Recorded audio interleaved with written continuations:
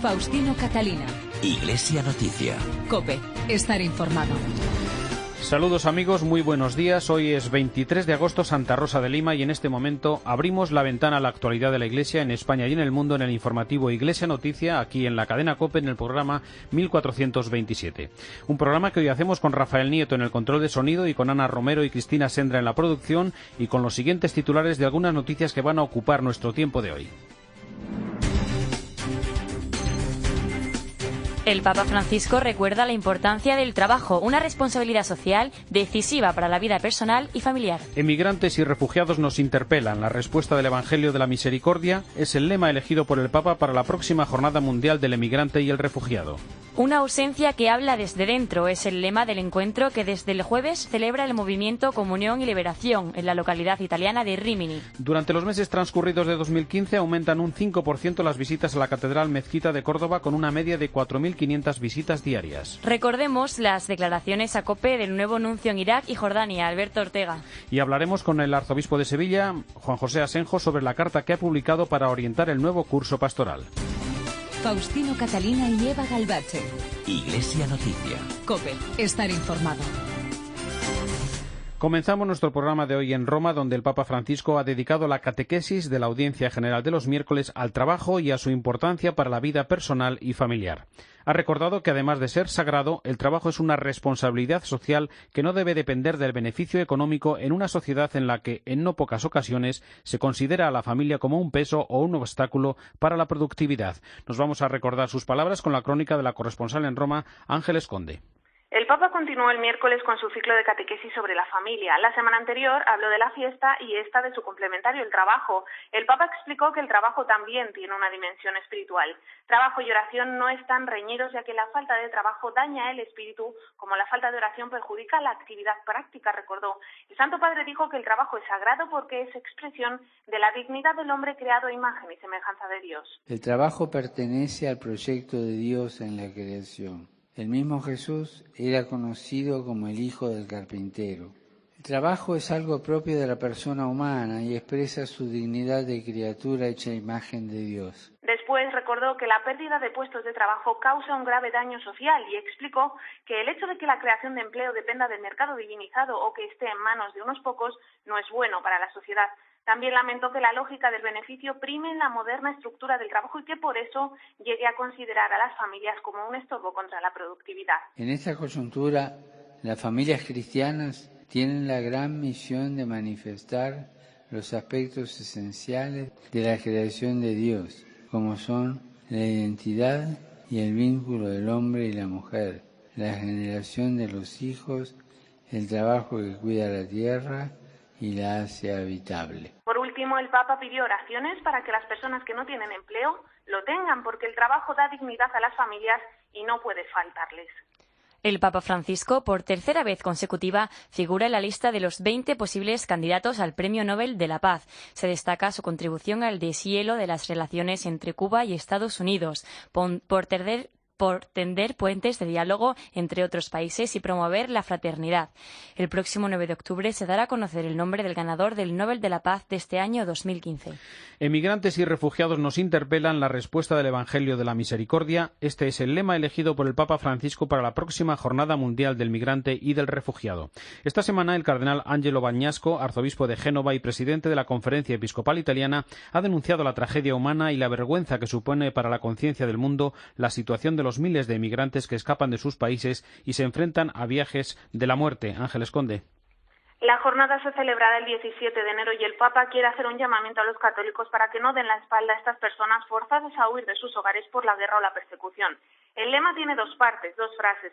La primera, emigrantes y refugiados nos interpelan, pone el acento sobre este creciente drama que está alcanzando cotas no vistas desde la Segunda Guerra Mundial.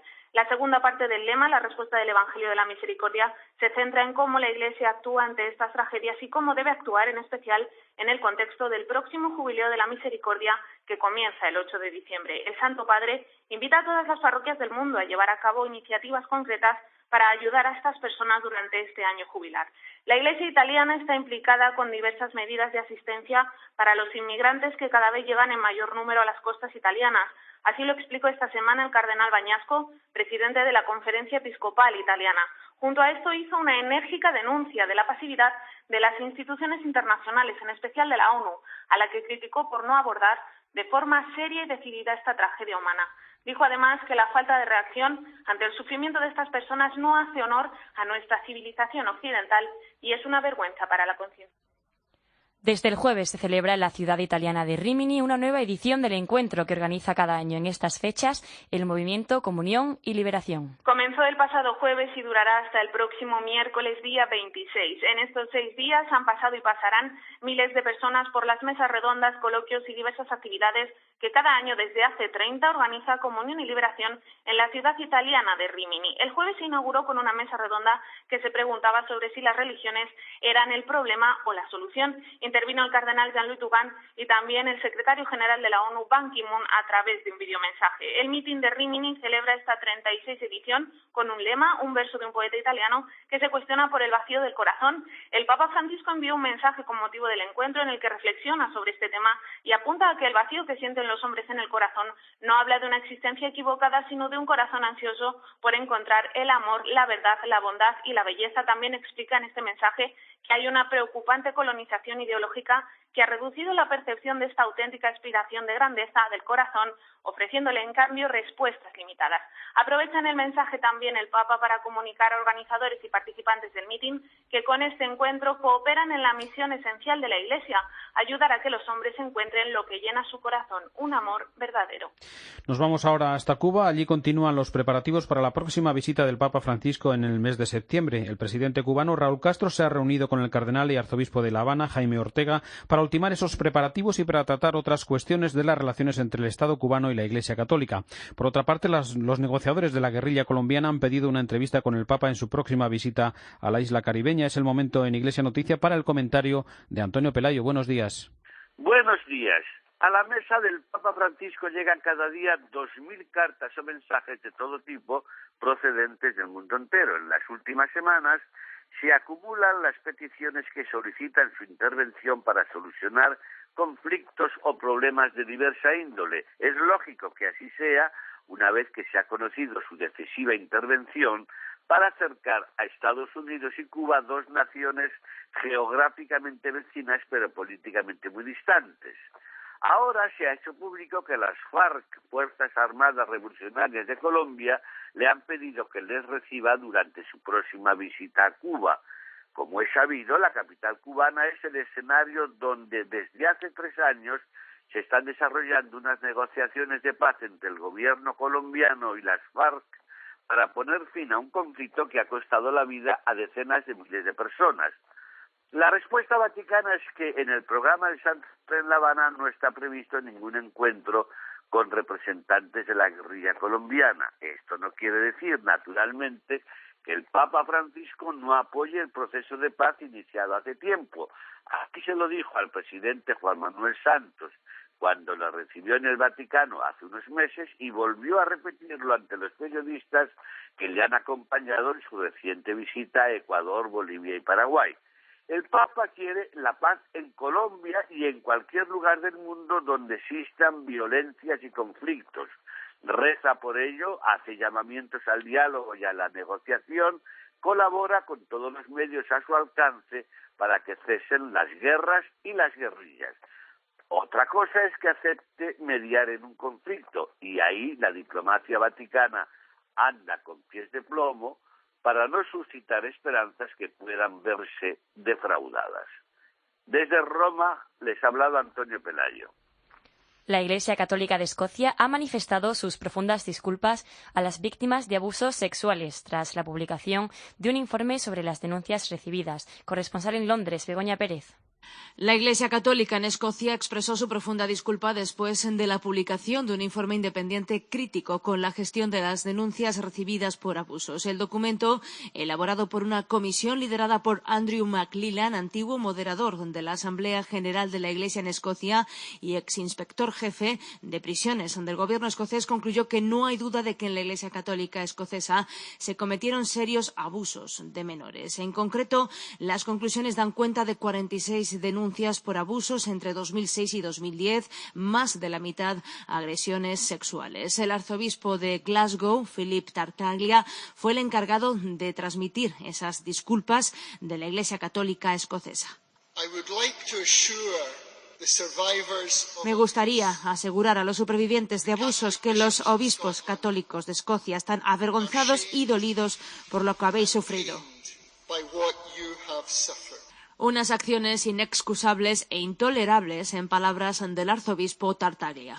Seguimos con la actualidad internacional, pero con nombre español, porque el nuevo nuncio del Vaticano en Jordania e Irak, el madrileño Alberto Ortega, que hasta ahora trabajaba en la Secretaría de Estado del Vaticano, estuvo el jueves en el Espejo de COPE, donde nos habló del reto del trabajo en su nuevo destino. Yo afronto este nuevo destino, pues, diciendo que sí, con confianza en el Señor, a lo que la Iglesia me pide, a lo que el Papa, pues, me ha confiado. Tengo la ventaja de, pues, conocer un poco la situación por haber trabajado sobre estos países los últimos años en la Secretaría de Estado. En Irak la situación es muy dura, sobre todo para los cristianos, pero también es muy difícil, pues, para todos, ¿no? Por desgracia, pues, esa falta de paz y la amenaza del terrorismo islámico, pues, es un peligro para todos. Pero al mismo tiempo, junto con estos elementos de dificultad, pues también es muy bonito ver el testimonio de muchísimos cristianos que han dejado todo con tal de mantener la fe. Además de la labor humanitaria a través de las distintas organizaciones de la Iglesia, considera importante el testimonio de los cristianos. La Iglesia tiene una misión, pues, muy importante, ¿no? Y los cristianos en Irak y en Oriente Medio, pues, tienen una misión también muy importante a favor de la unidad y la reconciliación de todos, ¿no? Nosotros siempre decimos que la presencia de los cristianos es importantísimo no solo para la Iglesia, sino también, pues, para toda la sociedad. También tuvo el nuevo nuncio en Irak y Jordania un recuerdo a los inmigrantes que intentan llegar a Europa. Es importante tratar a estas personas que vienen como nos gustaría que nos tratasen si nosotros tuviéramos que dejar el país por diversas circunstancias, ¿no? De todas maneras, lo más importante, aparte de esta solución de emergencia y de esta acogida a tanta gente que sufre, sería intentar trabajar en esos países de origen por la paz, por el desarrollo, por la estabilidad, para que no haya tantas personas que se ven obligadas casi a huir de sus propios países.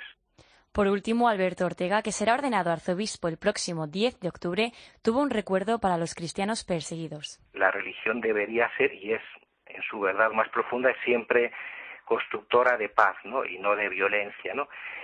Y luego, pues, es un hecho también que si uno mira los números, de hecho, ahora los que son más perseguidos son los cristianos, ¿no? Y en ese aspecto, pues, también, sobre todo el Occidente, pues, nos debe interrogar para intentar ayudar de alguna manera a tantos cristianos que sufren, además de enriquecernos eso con su testimonio. El Año Santo de la Misericordia, convocado por el Papa, ha inspirado ya algunas actuaciones concretas, como la que nos comenta desde Roma Paloma Gómez Borrero. Jesucristo es el rostro de la humanidad del Padre. Son las primeras palabras de la bula con la que Papa Francisco ha proclamado el Año Santo de la Misericordia, el jubileo extraordinario, que será un himno al amor, al perdón, a la infinita misericordia de Dios. Faltan poco más de 3 meses, será el 8 de diciembre, cuando Papa Francisco abra la Puerta Santa de la Basílica de San Pedro, y ya Roma se está preparando al santo asalto de cientos de miles de peregrinos. El alcalde ha anunciado que potenciará el transporte urbano, ojalá, y que llevará a cabo obras de embellecimiento de la ciudad eterna. Pero es en la Pontificia Comisión para la Nueva Evangelización que preside el cardenal Rino Fisichella, encargado por el Papa de las celebraciones del Año Santo, donde la actividad hierve. Entre ellos la organización del grupo de los llamados misioneros de la misericordia, sacerdotes de todas las diócesis del mundo a los que el Papa otorgará la facultad de absolver en confesión los pecados gravísimos que están reservados a la sede apostólica, los pecados que conllevan la excomunión de manera automática. Seguramente en los próximos meses se conocerán los nombres El canonista Monseñor Cattaneo ya ha explicado que estos sacerdotes misioneros jubilares tendrán la autoridad de absolver no solo el pecado del aborto, sino también los otros 4 que, como decía, están reservados a la sede apostólica: profanación de la Eucaristía, violencia física contra el pontífice, absolución del cómplice del pecado contra el 6º mandamiento, ordenación episcopal sin consentimiento del Papa y violación del secreto de confesión. Faustino Catalina y Eva Galbache. Iglesia Noticia. COPE. Estar informado. El verano, ese momento en el que casi todos aprovechan para descansar y tomarse unas pequeñas vacaciones. El locutor de ustedes, Herrera Carlos, aquí en la radio, está trabajando duramente para preparar el estreno de Herrera en COPE en esta misma emisora a partir del 1 de septiembre. Dígaselo a los demás. Herrera en COPE a partir del 1 de septiembre. COPE. Estar informado. Faustino Catalina y Eva Galbache. Iglesia Noticia. COPE. Estar informado. El arzobispo de Sevilla, Monseñor Juan José Asenjo, ha publicado una carta pastoral con el título La misericordia del Señor llena la tierra, que dirige a los fieles, consagrados, sacerdotes, asociaciones y fieles ante el próximo curso pastoral. Monseñor Juan José Asenjo, buenos días y bienvenido a Iglesia Noticia. Buenos días, muchas gracias. Es una amplia carta pastoral, una carta programática que explica las prioridades pastorales. ¿Cuáles son estas? Bien, pues son 3 tareas específicas que nos marcamos para el nuevo curso pastoral que iniciaremos, si Dios quiere, pues a primeros de septiembre. En primer lugar, la celebración, como corresponde, del Jubileo Extraordinario de la Misericordia, al que el Papa nos ha convocado a toda la Iglesia. La segunda tarea importante va a ser la elaboración del nuevo Plan Diocesano de Pastoral, que, si Dios quiere, promulgaremos en la clausura del Año de la Misericordia, es decir, en noviembre del año 2016, y que, bueno, vamos a elaborar entre todos. Hemos ya enviado a los grupos, asociaciones, movimientos, parroquias, hermandades, un esquema para que ellos lo vayan enriqueciendo. Y en tercer lugar, la tercera tarea específica es la implantación del Directorio Diocesano de la Iniciación Cristiana, que promulgamos ya el curso pasado, pero que entra en vigor de forma definitiva con el inicio del nuevo curso pastoral. Una primera tarea, la primera parte de esta carta pastoral, se dedica precisamente a ese Jubileo de la Misericordia. ¿Con qué invitación concreta a los fieles sevillanos? Bueno, pues en la carta pastoral yo les digo que, el título es La misericordia del Señor llena la tierra, palabras del Salmo 32 que yo considero que son el mejor resumen del Antiguo y del Nuevo Testamento y de toda la historia de la salvación. El Papa, en su bula, nos invita a todos a contemplar el rostro de Cristo, un rostro que rezuma piedad, misericordia y amor. La vida de Jesús, sus palabras, sus gestos, sus signos revelan la misericordia de Dios. La persona de Jesús no es otra cosa que amor, un amor que se dona y que se ofrece gratuitamente, sobre todo hacia los pecadores, las personas pobres, los excluidos, los enfermos. En la persona de Jesús todo habla de misericordia. Nada en la vida de Jesús está falto de compasión. Su misericordia y su compasión tienen un culmen en el Calvario, donde Él se inmola libremente por toda la humanidad. Lógicamente, los cristianos, si queremos responder a la palabra de Jesús, imitar su vida, pues tenemos que vivir también la misericordia. El Papa dice que la misericordia es la viga maestra que sostiene la vida de la Iglesia. La Iglesia debe ser la casa de la misericordia, la casa del perdón, del servicio gratuito, de la ayuda y del amor.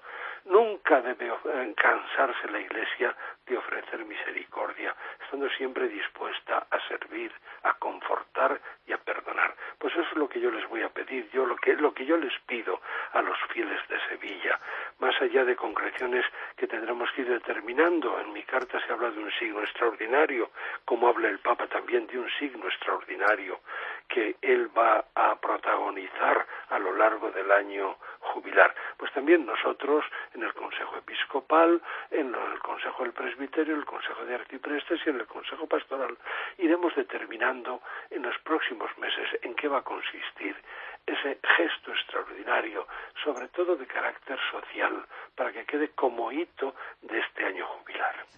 La misericordia, por cierto, está también presente, como no, en la preparación de ese plan diocesano de pastoral, en este caso en clave misionera.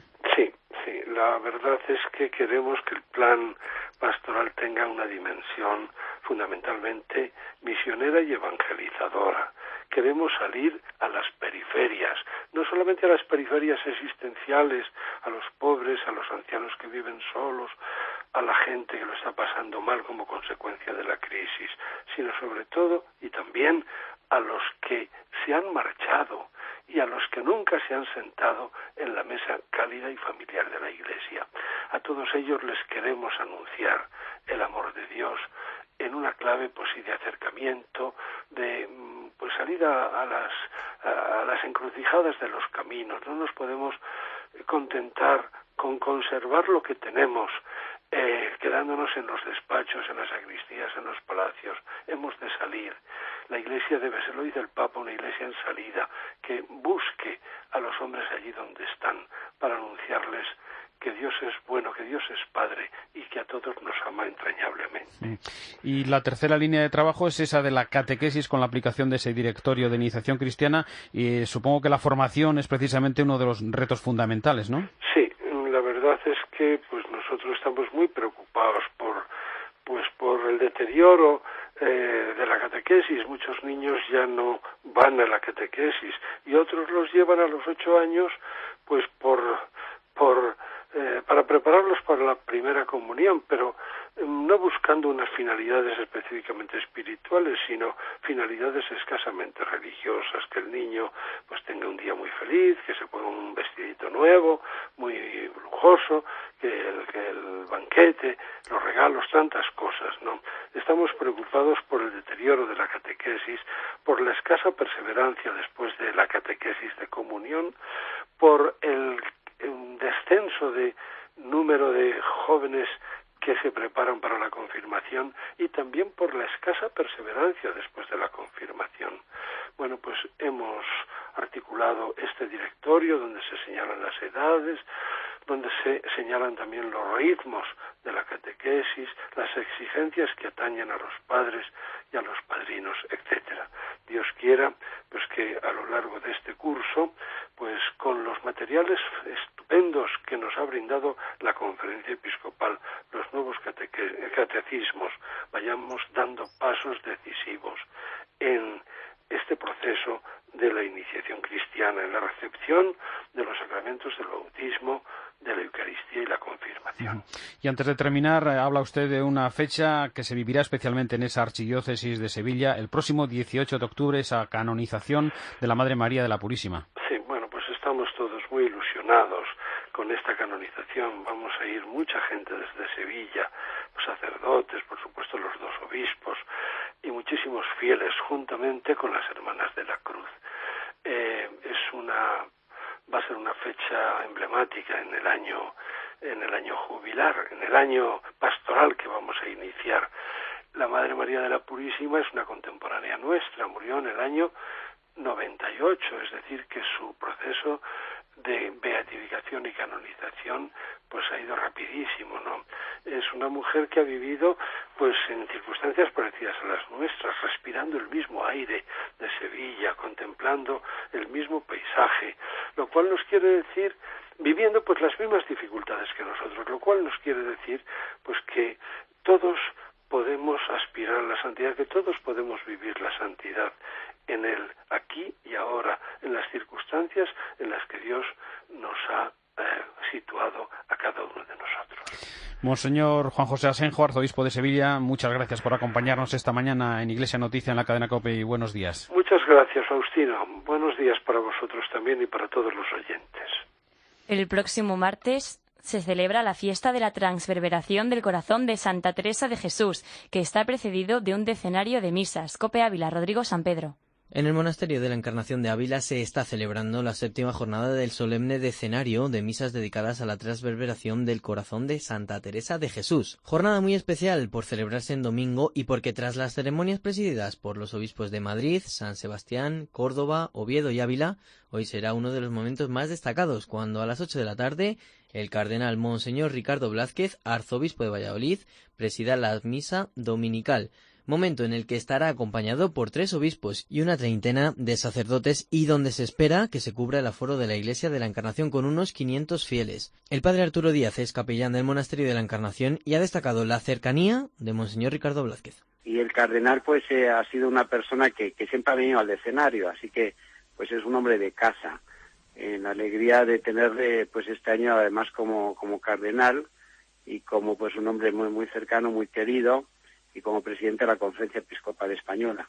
Los obispos que ya han participado en este escenario han predicado sobre diferentes aristas de la vida, obra y legado de Santa Teresa. Este escenario que se cierra con la fiesta de transverberación del miércoles 26 de agosto, cuando el arzobispo de Valencia, el cardenal Monseñor Antonio Cañizares, presida la solemne celebración eucarística de despedida. El miércoles se celebró el Día Mundial de la Asistencia Humanitaria, instituida por las Naciones Unidas con el fin de rendir homenaje a quienes colaboran en las labores de asistencia humanitaria y quienes han perdido la vida en el desempeño de estas tareas. En el programa La Mañana de COPE estuvo el coordinador de proyectos de cooperación de la ONG Juan Ciudad, de los Hermanos de San Juan de Dios, Roberto Lorenzo. Ana Romero.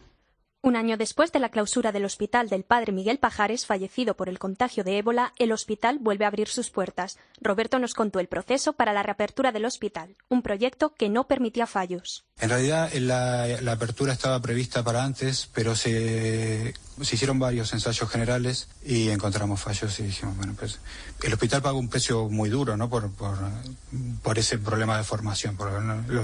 Y entonces pidieron como, bueno, pues seguir haciendo estos ensayos y estar seguros. Y de hecho fue una decisión acertada porque desde entonces no hubo más casos de contagios en el personal, ¿no? Casos que sí se derivaron, aparecieron porque el ébola sigue existiendo, pero se derivaron y todo eso funcionó, o sea que valió la pena. La principal dificultad en la reapertura fue conseguir la vuelta de los trabajadores tras la crisis de la enfermedad. Una de las prioridades era abrir el ala de maternidad, en la cual, desde que el hospital ha sido reinaugurado, se han atendido a más de 5.000 mujeres y niños. Tardamos como 3 meses. De hecho, se reinauguró la maternidad porque no era el único hospital cerrado. En general estaban todos cerrados, que es una medida también acertada, ¿no? Que el gobierno toma aconsejado por la MS. Y lo que consideraban prioritario era la maternidad, que es también lo más riesgoso porque hay mucho fluido por todos lados. Entonces, ahí hablamos con varias organizaciones. Finalmente terminamos abriendo, sobre todo en lo que se refiere a la maternidad, con el Comité Internacional de Cruz Roja. El coordinador de proyectos de Juan Ciudad consideró que la respuesta de las instituciones internacionales durante la crisis fue tardía. Sin embargo, el descubrimiento de una posible vacuna contra el ébola supone un triunfo ante la enfermedad que hasta hace poco no tenía cura.